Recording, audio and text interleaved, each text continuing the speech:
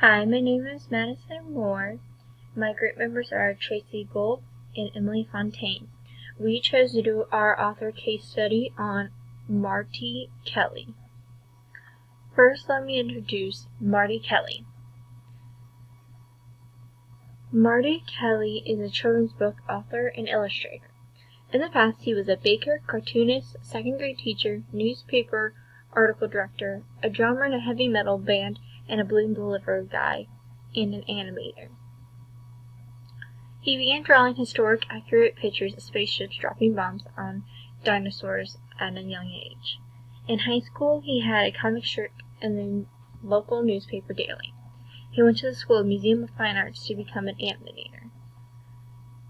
He had a change of heart after school and decided to move on to Florida and go back to school to get a degree in education. He made a difficult decision after a few years to become an author and illustrator full-time.